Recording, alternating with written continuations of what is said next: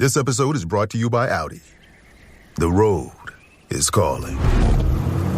Embrace the thrill of the drive with the all-new, fully electric Audi Q6 e-tron. Featuring effortless power, serious acceleration, and advanced Audi tech. It's not just a new EV. It's a new way to experience driving. The all-new, fully electric Audi Q6 e-tron is here.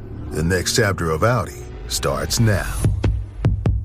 I can say to my new Samsung Galaxy S25 Ultra, hey, find a keto-friendly restaurant nearby and text it to Beth and Steve. And it does, without me lifting a finger. So I can get in more squats anywhere I can. 1, 2, 3. Will that be cash or credit? Credit. 4. Galaxy S25 Ultra, the AI companion that does the heavy lifting so you can do you. Get yours at Samsung.com. Compatible with select apps. Requires Google Gemini account. Results may vary based on input. Check responses for accuracy. Hey, Fidelity. What's it cost to invest with the Fidelity app? Start with as little as $1 with no account fees or trade commissions on U.S. stocks and ETFs. That's music to my ears. I can only talk. Investing involves risk, including risk of loss. Zero account fees apply to retail brokerage accounts only. Sell order assessment fee not included. A limited number of ETFs are subject to a transaction-based service fee of $100. See full list at fidelity.com/commissions. Fidelity Brokerage Services, LLC, member NYSE, SIPC.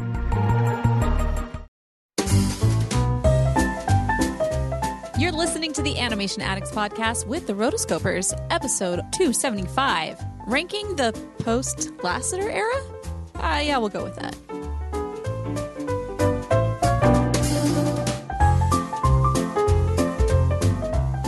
Welcome to the Animation Addicts podcast with the Rotoscopers, the #1 place to get your animation fix with animation addicts just like you. Each episode, we dive into the wonderful world of animation featuring Disney, DreamWorks, Pixar, and everything in between. From hilarious discussions and movie reviews to interviews with industry insiders, this show's mission is to brighten your day through our love of animation. So hop on your nerdy couch, grab some snacks, and get ready to hang out with your animation besties because it's time to dive into today's episode. Hey there, animation addicts. I'm Morgan Stradling. And I am Chelsea Robson. And here we are, our fourth and final Pixar era. This will be an interesting one. First off, we're having trouble even figuring out what we should call it because it's so new. We don't really know what to call it. But there's some interesting history that's happening here, a lot of changes in the market and how films are viewed and how Disney is distributing their films and Pixar. So lots to discuss. So we will get to that right after this. Lowe's knows what makes SpringFest savings even better are member-only doorbuster deals. Right now, rewards members can save $40 on an Allen & Roth Chesler Gold faucet. Was $99, now $59. Plus, save $110 on a Cobalt 40-volt battery trimmer and blower combo kit. Was $279, now $169. Lowe's, we help, you save. Valid through 3/24 while supplies last. Program subject to terms and conditions. Details at lowes.com/terms. Subject to change. This episode is brought to you by Indeed. When your computer breaks, you don't wait for it to magically start working again. You fix the problem. So why wait to hire the people your company desperately needs? Use Indeed sponsored jobs to hire top talent fast. And even better, you only pay for results. There's no need to wait. Speed up your hiring with a $75 sponsored job credit at Indeed.com/podcast. Terms and conditions apply.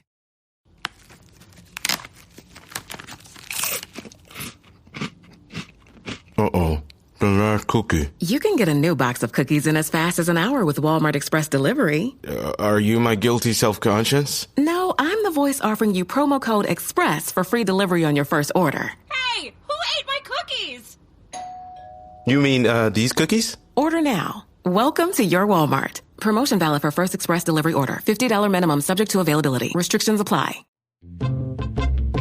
You are my sunshine, my only sunshine.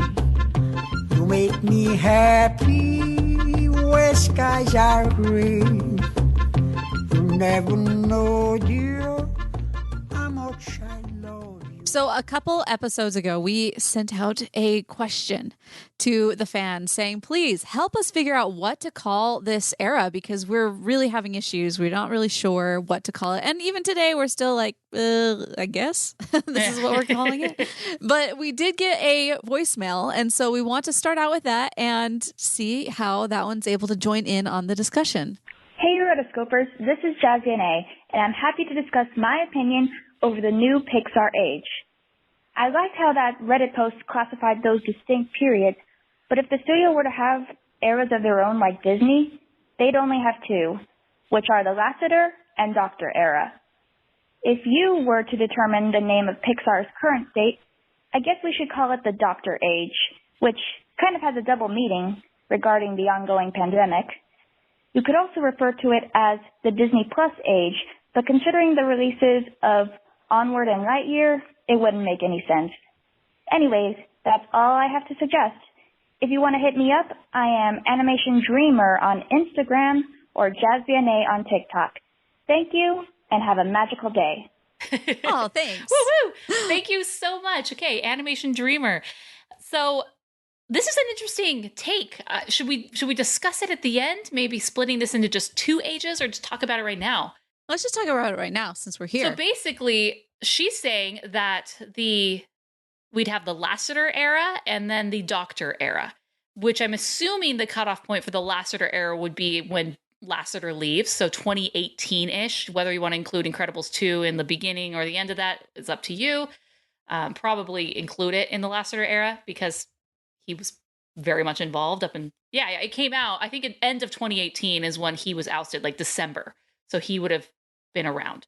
Interesting. Same thing with Toy Story 4. I think he'd maybe include him as well, because even though it came out in 2019, he was basically up until the very end involved.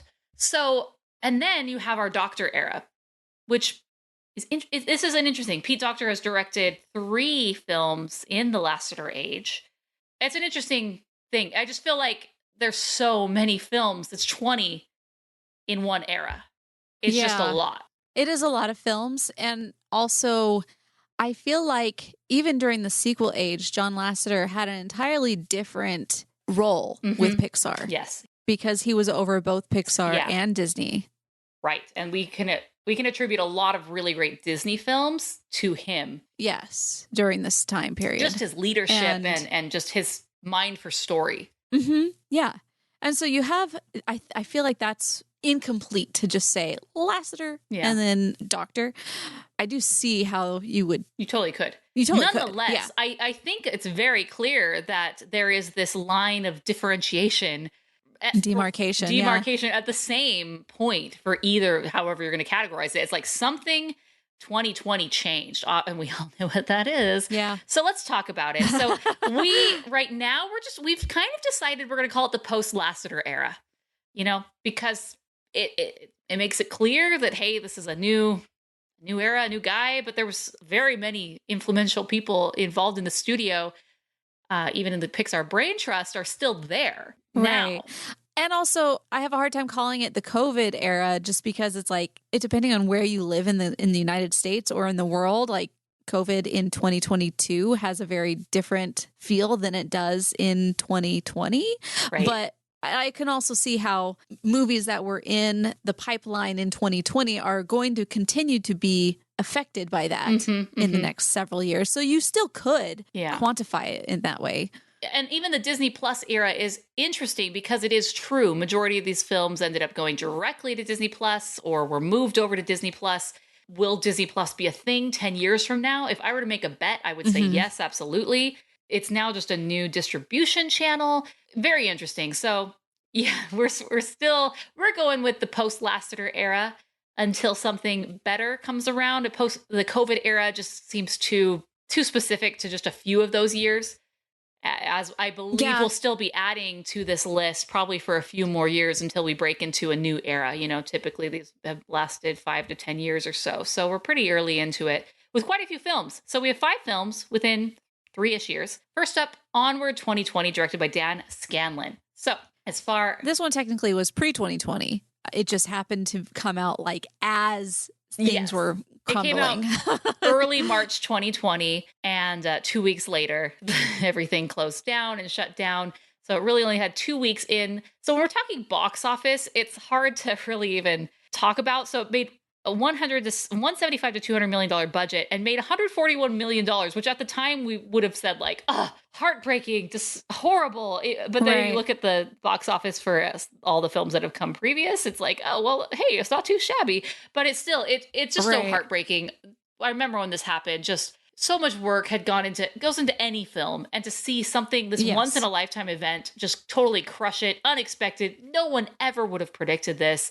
And so it has basically 2 weeks in theaters until everyone closes up shop and we move it over to Disney Plus, and never again will it hit theaters. So we don't know what the potential of this film really was. Right. But for 2 weeks to do 141 million is not bad. That was coming pretty good trajectory. Probably would have fallen maybe in the $500 million range. This film, it came out in March, which was an interesting time. So it's kind of that going into spring break, families were excited to see it, but it wasn't, the film itself is kind of not a letdown, but it's generic-ish. Yeah, I haven't watched it since then. So I still remember it, which is more than I can say from a lot of films, because like, oh yeah, I know that, they go on this quest and they have all these different characters, and then you have the lion who owns the restaurant, and there's just so many little things that I remember about this. And I don't want to say that it didn't get me emotionally, because there were moments that I was like, that's very sweet, because he's talking about how his brother was actually played the part of his dad growing up, and just it's very tender feelings that would be accompanying with it. So I get all good things around it, but yeah, it doesn't have the same. I'd have to go through again and really dissect it as to like why it maybe doesn't have the same emotional pull as some of the others. But I don't think that it's a bad film by any stretch. Right. So next up is Soul, which also came out in 2020, directed by Pete Docter. It had a $150 million budget, and it was not released in the US and Canada, but in other territories it was. It did $120 million. So that ended up being its worldwide total. So really not too bad, considering the US and Canada weren't even included in the mix. And at this point, we're still 2020, right? But there were movies that were opening up and theaters that were open. Yeah. More so than even 6 months prior. I mean, you're still in a different world. Depending on depending on where you're at. Yeah. Yeah. And like, for example, in Arizona, theaters were open up. Right. So my thing was, okay, even though not every jurisdiction and area is opened up, fine. Why wouldn't you still release it for those that are, to capture back any chance that you can of getting that budget back? That's how I'm just always concerned about making the budget back. I want that money. That's the most important thing to me. Did you make the budget back? That is my number one. I don't care if it's a good movie or not. Like, did it make it back? Just kidding. But really, I'm hypercritical of that. I think that's my business side, that it's just like, okay, like we got to have good investments here. And thanks, Miss MBA. This movie had so much potential. I just remember, it's set in New York City. It's this black man who's a magician. He's a musician. Thank you.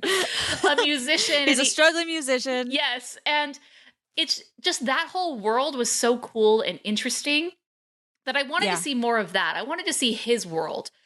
But we get this like Princess and the Frog sort of thing where he transforms into just this thing, this afterlife sort of thing. So they're like hitting afterlife, which, can be very religious for people. And it's just like this amorphous whatever, like moving on to the great beyond. And and it just doesn't really make sense. It's like he gets pushed off, or like is able to come back, but it makes it seem like this is total anomaly. It doesn't happen. And it's just weird. And then, there's the other, I can't even remember the other little character's name, that they end up like switching bodies. It's more about like their relationship. It's like, I don't really care about her. And then she's trying to be him, and he's stuck in the cat. And it's just, why? Yeah. And there was a lot of story. Like, what are you trying to say? What are you wanting to do with this? And especially if you're I mean, Pixar is non-religious. And so if you're going to steer clear of religious stuff, you end up making up your own religion going by doing so. And so it's just a weird thing that there are parts of this that I enjoyed and then I got out of it. But then there are other parts that I was like, I just don't feel like this had any staying power. Yeah. So that's Soul. Had some interesting music. I love jazz and the whole score was this jazz compositions that were really cool and unique and fun. But yeah, just didn't really hit the mark, unfortunately, for me. I know a lot of people really love it. You know, looking at the Rotten Tomatoes for it, 95% critic, 88% audience, ranked 12th out of 26, which to me would be surprising, but that's okay. I'm not the consensus, just kind of my opinion on it. But right. Yeah. Interesting. So there we go. Now let's move to Luca 2021. Enrico Casarosa, who you might know him from La Luna. And so this was an interesting film. No budget. This is the only Pixar film where the budget was never released, and it wasn't released in the US. It was just strictly Disney Plus in the summer release. So this was 2021, and it was a lot more places were open up. The vaccine had come out. And so, people were feeling more comfortable in going out places and kind of chomping at the bit to do so. However, only did $49 million in the box office. I really liked this film. I thought it was super charming. Yes, it was kind of generic in some ways, but for some reason, I liked the fact that the main character wasn't the main character. Like the main arc wasn't Luca. It was the friend, So, and there were just little things about it that I'm like, I really like this. I like the music. I like the Riviera. So I'm sad that I'm looking at audience is like 86% and then everybody else, the critics, is like 91%. So this is a place where I agree more with the critics than I do the audience, which is rare. But you are a critic. I am. You're allowed to be one of them. But I liked it, and it made me sad that this was one of those that was basically a forgotten Pixar film. Yeah, it really kind of was, which is sad and disappointing. But it was just kind of a matter of bad place, bad time, and bad strategy. I firmly disagree with Disney in their worldwide distribution strategy for Soul, Luca, and Turning Red especially. We'll talk about it. But here's the thing. There were so few films that were coming out, and it just seemed like, okay, if you're going to throw it on Disney Plus anyway, why would you not just give it in theaters and do the whole 6 weeks later, then you can watch it on Disney Plus, which ended up happening for Encanto around the same time. And Encanto didn't maybe do as incredible at the theaters. It's just a matter of like it being 2021. Right. However, once it hit Disney Plus, it just exploded. And now like every little girl is dressed as Mirabelle for Halloween right now, which is amazing. Right. So it's just, for me, it's just kind of like the competition is so low. Why wouldn't you take advantage? Because everyone was freaking out. Like everyone kept pushing their dates. And so there are only a handful of films. Like, go for it. Do it. Why not? I mean, even if you just made $100 million and then throw it on Disney Plus, that's $100 million.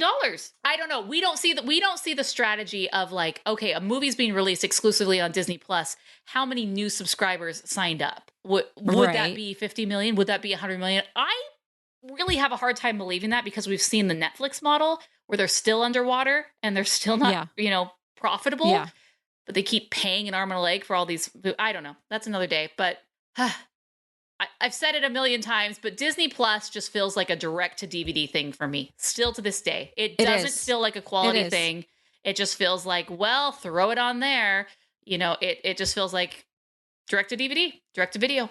And so to me, in my mind, quality is less, even though they're really high quality Pixar films. So here is my outlook. I feel like they were probably taking one of two routes. Probably during, especially around Soul, they were like, okay, let's try to figure out which model would still make us profitable. Would we be able to recoup everything if we just stick with the direct to Disney Plus thing? Like, and there, I can see them taking that risk and seeing that as taking a risk, and seeing that as we're really just trying to have a closed net of seeing what will bring in money. Like, do we need to keep going to the theaters or not? Like, okay, let's see where where those lines cross that make it profitable. But I think once you get to Luca and then later into Turning Red and then with Lightyear, you start seeing that, no, they've just decided that Pixar is now Disney Toons 2.0. Disney Toon Studios. Yikes. That is where I see what they're doing, and based on how they are treating Which the is Pixar offensive films. to Pixar. Thoroughly offended. I'm offended for them. Yes. I mean that, and you can also say, oh, well, they wanted to make sure that everyone was being safe. They're just doing this because they're trying to make sure that, not putting anybody at risk. Now, you and I come from a more of a open mindset, saying that if somebody has the desire to take a risk, it's not going to hurt me. So let them take that risk. Mm-hmm. I don't care. I can make my own decisions, and I will do that. And so you and I have that mindset, but you can also see, and I have seen, especially looking into the California areas and in, some of the major metropolitan areas, there's is much more of we need to make these decisions for you. And so we are going to not even give you the choice. And so I see that with maybe a Luca and a Soul. But then once you start throwing in the Encanto, and Encanto comes out and they're still going to be like half and half on what they're going to do with Pixar, that's when you tell, nope, it's not them trying to be safe. This is them giving Pixar the shaft. Agreed. Mic drop. Agreed. Not fair. Did not deserve it. It's not. Yeah. Next is Turning Red. Now, Turning Red was interesting because 2022, I really feel is we were shifting course. We had in December 2021, we had the Spider-Man, is it No Way Home, that had done over $1 billion, which just seemed unreal. Yeah. Yes, it was a Marvel film, but based on, we've seen these. And it was like the culmination of all of the Spider-Mans. Like it was an event. Right. But based on, some of these other dinky box office performance, for some of these other films, it's like, wow, that was expected but unexpected based on, how other films of the year had done. So, I mean, I feel like that was the huge, we're back. Like, let's go back. Let's do this again. And so Turning Red comes out March 2022. And 2 months prior, they shift strategy. It was supposed to come out in theaters, and then they change it for some reason, and we don't know what that reason is. But they changed it, and it went, nope, you're just going all Disney Plus. And I was so ticked. Yeah. Ticked for Pixar, okay? Yeah. This is evidence to me that they are turning this into that Disney Toon Studios 2.0. And some might say... Because they've closed Disney Toon Studios, so now they have to have a direct-to-DVD market, Yeah, and exactly. so they're like, well, we've acquired so many of these things. We closed down Blue Sky. We closed down all of our competition, but we own their catalog. So it doesn't really matter, but we still need that lower tier. So that's what Pixar will be. Like, that's what it feels like. Yeah. Was that an actual discussion? No, I don't know. I can't prove it, but by their fruits you shall know them. Like, this is what's happening. Indeed. And I don't know. They never gave us a reason. And I don't know if it was like the content of the film. This is more of not like an Inside Out, a coming of age story, but it is a coming of age story, but it's a little bit more sensitive subject matter. Some will say these stories need to be told about puberty and whatnot. And others will say, yeah, I don't need a movie studio teaching my kids about that. Yeah. So who knows? I don't know if maybe initial audience screenings, maybe they weren't performing as well, but it just seemed really strange. Something happened behind the scenes where they did this and decided this is what we're doing. I don't know if it was because they got scared about the content of the movie or just what. But they did. And so here we are. But this is what happened. Yeah, it ended up doing just $19 million on a $175 million budget. Ugh, breaks my heart, that budget. And critics loved it. 95% of critics loved it, 71% of audience. Now, I know, moms or families were kind of polarized on this film because Pixar had become this family-friendly brand. Yeah. And this was Pixar, but it wasn't everyone come to this movie. I still say that young kids, 4, 5, 6, even 7, 8, it maybe shouldn't. This wasn't really for them. It's not a bad film, but there are some topics that it's just like, I don't know if that's necessarily needed for to be introduced to a little kid, like but a 4-year-old. Yeah, but then other people say, well, it's going to go over their head anyway.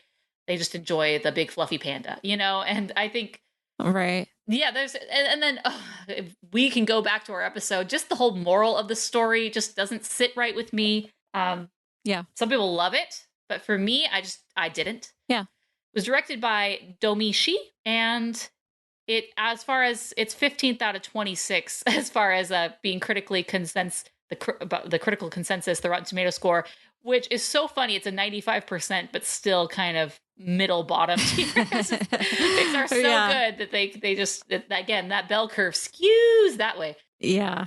There we go. That's Turning Red. And then just a few months later, we get Lightyear, which is released in theater. So they finally said, fine, the film that's the franchise that everybody knows, we'll do it. Okay, so I stand corrected. This was not a simultaneous Disney Plus box office release. It did the typical, you got 6 weeks in theaters before it hits Disney Plus, which, in case you don't know what that is, the studios have an agreement with the movie theaters, and this kind of changed a little bit during 2020, but the initial agreement is you have 60 days from the date of your release to release it on a digital platform, and 90 days to, I think it's 90, or maybe it's been changed to 75, but something like that for home media, like physical copies. So that's why sometimes when you see an advertisement like available on digital HD now and Blu-ray next week, it's because that's how it's been negotiated. But they're going back to these old terms, like the old way that the things used to, and the whole reason for this was the movie theaters are like, well, we're not going to release your movie if you're not going to let us have a fair chance to have some profits and really do well. So I believe that's fair, and I like that personally. So I'm glad they did that. But Lightyear came out in 2022, $200 million budget, and did $226 million. Kind of was considered a flop, considering that it was the Toy Story franchise, which to this point just was blown out of the water, had always been successful. Right. Even every previous one had done more or less better. So, yeah, I saw this recently. I'm going to give you my opinion, and I'm going to give you spoilers. So if you don't want to know spoilers, then you can skip ahead or just, see you later and go watch it or something. But here, it's been out a while, so here we go. Basically, there were multiple times I got bored. Within the first 30 minutes, you have Buzz, and he's got a partner in crime and some random rookie that's going along with them, and they're on this space station that has a whole bunch of people in like cryogenic frozenness. Like, so they're frozen people basically, and they're trying to move them from one place to another. They end up crash landing on some random planet that ends up being hostile, and he ends up ruining the ship. So now they have to go ahead and figure out a way to get him off. And there's multiple times where Buzz is like, I'm going to give up. No, I'm not. I'm going to keep going. And they start into this process of trying to figure out how to get a warp speed generator going. And that warp speed generator, they finally get it working, but every time that he goes out to try, he ends up coming back like 4 to 10 years later. And because as he's going through the warp speed, time for him slows down, but time on this random planet goes by faster or at their normal rate. And so he comes back. It's only been 4 minutes for him, but he comes back and it's 4 years later. And his partner in crime is now engaged, and he sees that it's so great that actually, if we had never landed here, I never would have been engaged. And then it moves on. Okay, now he goes out again and he comes back and everybody's a little bit older. Oh, now they have a son. Oh, now the son's going to college. Now, like, okay, where are you going to college on this random on this random planet that you just crash landed on? But it's like all of these people that were in cryogenic stasis are now alive, and they're kind of just building their own little place on this planet.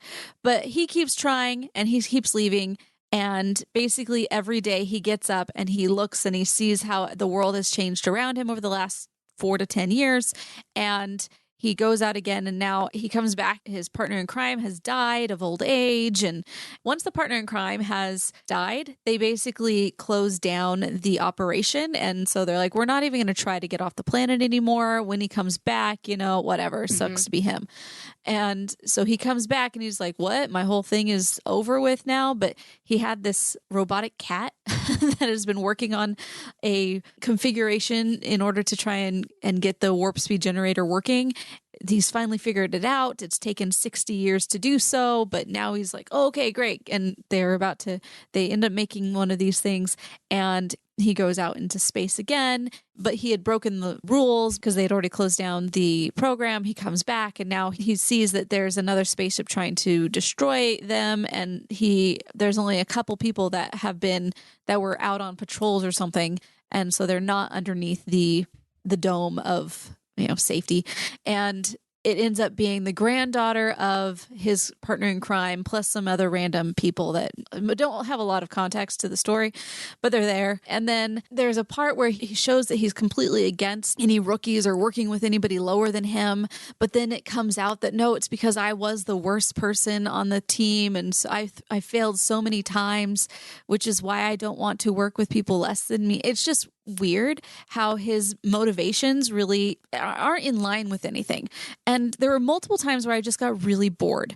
There were about in the first 30 minutes with the grandma, so the grandma partner in crime is growing old, and he didn't really want to be there. And I don't even think that all of her scenes were even necessary, except for maybe the first time he goes away and comes back. Mm-hmm. But he does this multiple times. And I feel like they're trying to, and it's Michael Giacchino on it as well, which I didn't know that going into it. But then afterward, I was like, oh yeah, that's totally him, because it really felt like he was trying to manipulate you into a married life scene of Up during that first scene of watching everybody else's life move on while you are he's still trying to go back and forth on these missions. And it's like he doesn't care enough to want to stay behind and even meet new people and talk to these people. He just kind of looks at him and all right, guy, bye. We'll see you again when I'm back, and there could have been at least 30 minutes just taken out at that first point, just because it's I don't care. And then this misfit team, they were more annoying than fun.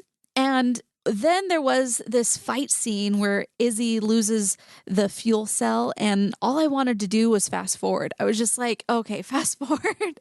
And I tried to fast forward, and then it was it went too far. And so I had to go back, and I was oh crap, I have to watch this again. But anyway, they lose the fuel cell, and the rookie, they're at the very beginning. It's such a throwaway person. You really get nothing out of this person.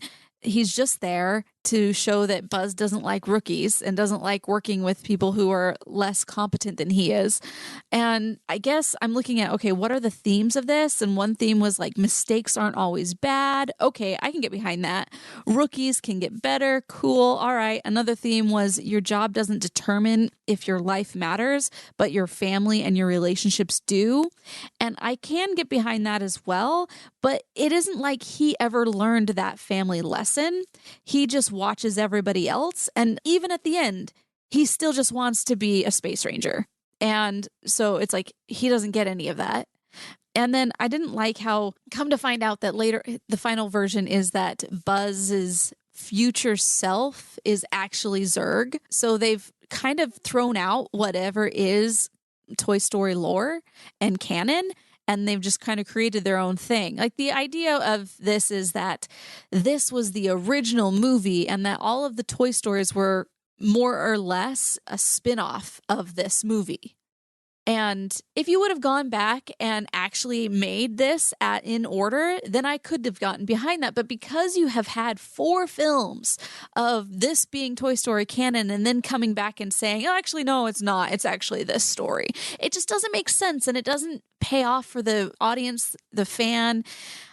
45 minutes was just so much of boringness. You really didn't need to do that. Editors, come on now. This really could have been cut down to a 45-minute episode, or even 60 minutes. But it was just 2 hours. It sounds, one, boring and incredibly boring. And it sounds like it should have been a short.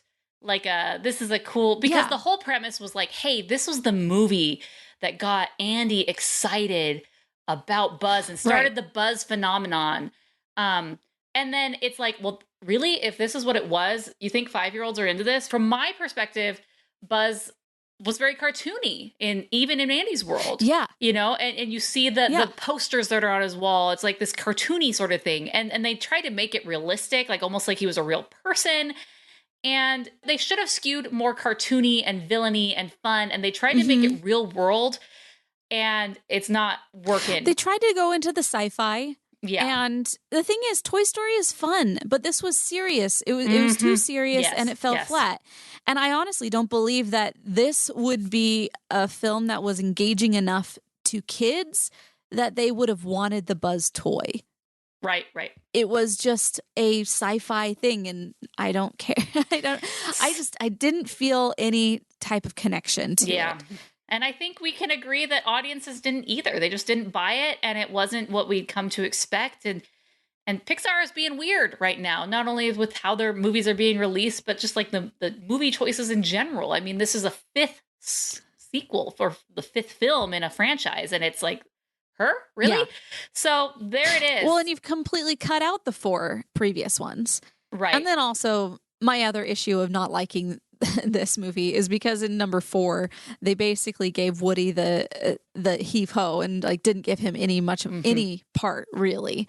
Well, so they treat him like not Woody but Buzz. Buzz gets the dumb sidekick treatment. Right, and not even a sidekick. He's just like, okay, buddy. Yeah. That's all he gets. And so you make me not care about him in Toy Story 4, and then you come back and thinking that I'm going to really care about him in Lightyear, and I just don't. Here's what made the Toy Story franchise work is that it was about toys that came to life and their secret world, and that was cool and that was fun. So, all right, wrapping it up, there are the 5 movies of the post-Lasseter era, or until a future better name can be established. And that's what we got, guys. So let me just rank them real fast. I'm going to,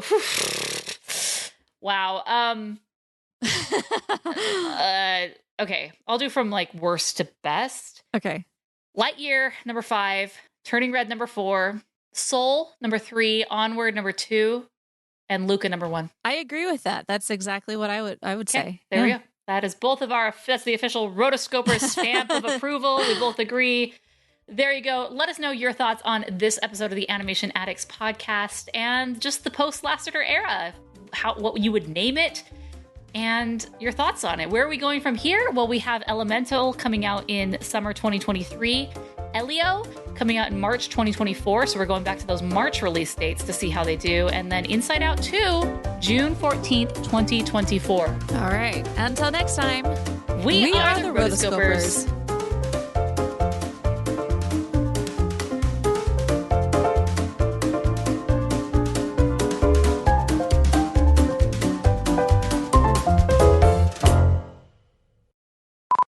We are in our final era. Excuse me. Oh, dear. Try that again. You okay? That was a burp. That was strange. You've been listening to the Animation Addicts podcast. If you enjoyed this episode, don't forget to subscribe and be sure to leave us a 5-star review. We're available on Apple Podcasts, Spotify, and wherever you listen to podcasts. And if you want to help spread the word, be sure to share the podcast with your friends on social media. Just don't forget to tag us at Rotoscopers on Instagram and use the hashtag AnimationAddicts. For all the links and full show notes for this episode, go to rotoscopers.com/podcast. Now, if you still can't get enough for your animation fix, be sure to subscribe to us on YouTube and visit rotoscopers.com for more animation news, reviews, and interviews. Thanks for listening.